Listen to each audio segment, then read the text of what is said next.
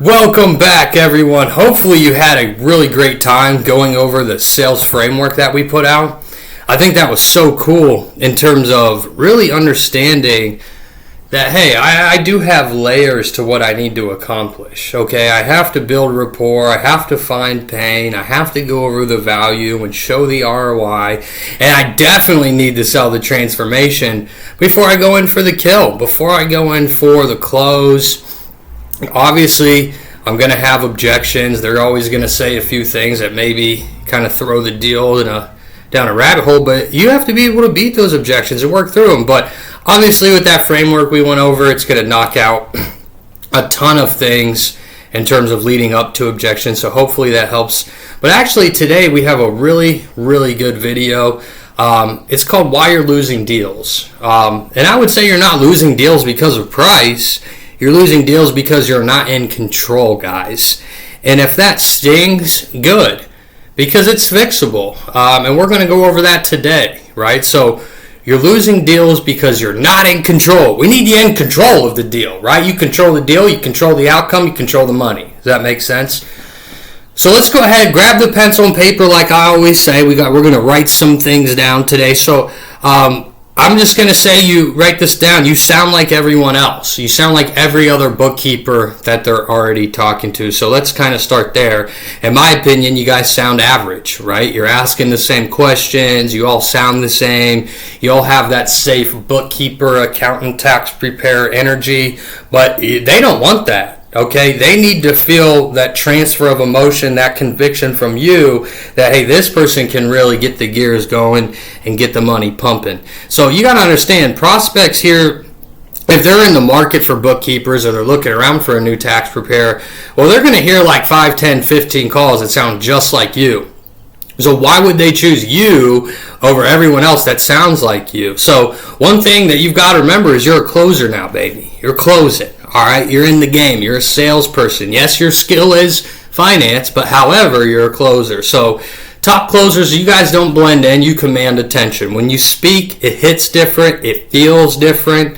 The certainty, the directness, the unshakableness, right? The conviction in your tone. So really simple, just change your tone. Just start talking like you really believe in what you're doing, and that's going to change a lot of things for you. So let's go to the next thing here. Write this down. Number 2, section. Section number 2, you're skipping the truth. You're afraid to go deep. So you stay surface level. And I think you guys know that. There's a lot of things you actually want to say when you're in this sales conversation because you're hearing things that don't make sense, right?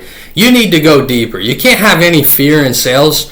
One thing about me when I'm on the phone and I'm ripping and I'm going is I'm not worried about losing the deal. I'm not afraid to go deep. I'm not afraid of any of those things. What I am afraid of is not selling the right way, not going deeper, not asking the question. So for example is I want to start a business. Well, cool. Why? Guys, what's actually going on in their life? What are they sick of? What's the real cost of saying the same? Because here's the truth. People don't buy when they're interested. They buy when they're done tolerating their situation. So if you don't bring that out of them, you didn't sell them anything. You guys really just talked. Like, I'm not going to make a change in my business operations if I don't feel an emotional charge or emotional pull towards that to do it. Like, it's not going to be real enough for me, right? So you're not conversing, you're closing. Remember that. Write this down, section 3. So the next thing is you're selling information. Write that down. Most salespeople do sell information. They don't understand the beauty of sales, the art and science. And what is that? It's selling the outcome. It's not doing the bookkeeping, doing the payroll. It's not the hours of work you put in. It's not the clean books that you're going to get for them. No, nobody cares. That's not why they got on the phone with you. They want results and outcomes, more money, a way out, a better life. If you're not painting that clearly, you're making it really easy for them to say no. Because if all I'm really hearing is, I do payroll, I clean up books, I can do the bookkeeping, I can do your taxes, tax planning, tax consultation. I can do advisory for you. I can advise you on the numbers of the books I just did for month to month. More what you kind of want to lean into is selling the outcome and selling the transformation. Like, imagine what your life's going to be like as the business owner, having clean books every single day and not having to worry about that, and just focusing on improving the business, those kinds of things. So you gotta stop selling information and really start focusing on selling the transformation. Okay. Section 4, go ahead and write this down. You're getting controlled. You're acting like an employee to them instead of acting like an advisor or remember, you're a business owner, right? So these are just two business owners talking. So you're getting controlled. We can't have that right here, because this one right here is killing your deals. You're letting prospects lead. They say, I need to think about it. You back off. You send info. They disappear. Guys, no. I can't even fathom that. It just sounds insane. You are a closer, and you need to lead the conversation. You guide. You challenge. In the role that you're in as an accountant, as a tax preparer, when you are selling your services, actually, you're doing consultative selling. So you need to challenge, guide, and move them forward. If they are in control and you're not, you'll probably lose the deal, more than likely. So just can't have that. You are the authority. You need to speak like the authority. You need to speak as the solution. You need to speak as though things are achievable, profitable, and easy, and be in control of that conversation. Let's go to section 5. All right, your close sucks. Your close is weak. All right, let's be real. You get to the end and you fold, right? You're like a scared little kid in there. Oh, I don't want to push them. I don't want to potentially lose a deal. Well, you are. All right? You are. Your voice changes. Your confidence drops. Guys, I mean, we're talking about money. We're talking about closing. All of a sudden, you start stuttering and start getting weird. That ain't going to cut it, right? Your confidence can't drop. The voice can't change. Saying things like, so what do you think? And, well, do you want to think about it? Guys, that's not a close. I would call that permission to leave. Okay? I roll more like, and I think this sounds more like a real close, honestly. John, everything we talked about, let's just go ahead and get you started today. I know you love what I can do. You love the numbers. You loved everything we talked about. You're more than excited to get your business up and running and start retaining all the money. We've talked about the water leaks. We're going to fix those. See, there's no hesitation, no doubt. We're doing this now so you can move forward.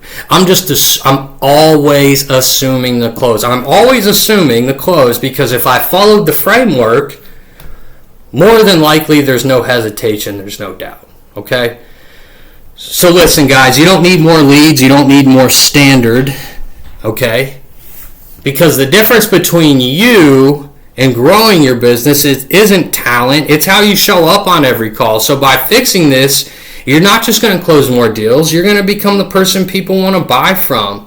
So go out and earn it, get on the phone, hold yourself to human excellence, and be very, very critical of your sales presentation. Give it to yourself, give it to your friends. Drive down the road. Hey, after I present my package and they're going to say, well, I need to go and talk to my business partner about it. Like, what am I going to say?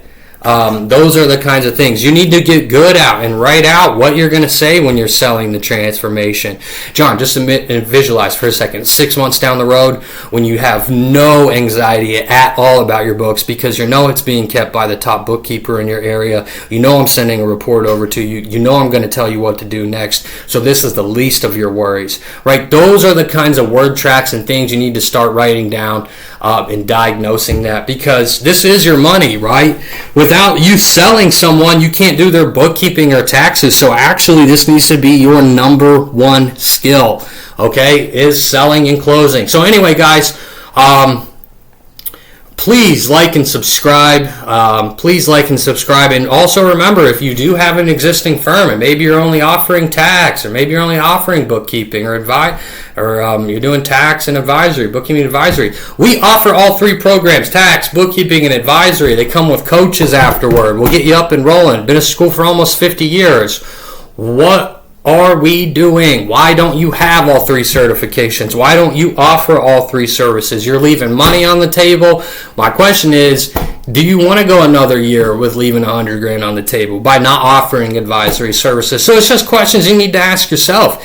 You also, a lot of the reasons you're losing deals is your mindset sucks, right? You got to adapt and adjust a winning championship mindset that everyone that I call when I'm going over my services, I know I offer high-level services, I'm probably going to close them. So I get on there and I speak with a different belief, a different conviction. The transfer of emotion is so there because I believe so much in my product. My mindset is right. I'm doing the right things. I'm working out. I'm going to the gym. I'm reading the books. I'm sharpening up my accounting. I'm staying plugged in to the trends in the industry and the technology. I'm figuring out how to hire people. I'm doing all these things. You get on the phone, you're going to move and operate different. You just got to be you got to operate like a big dog, a big-time closer. It's just how your mind has to work. Got to be a closer on the phone and off the phone. You have to close yourself. You close other people, right? Selling becomes just talking. So anyways, guys, I hope this really worked. I hope you find joy in the video. Let me know any questions you guys have. Always shoot them my way. I love interacting with you. Have a beautiful day.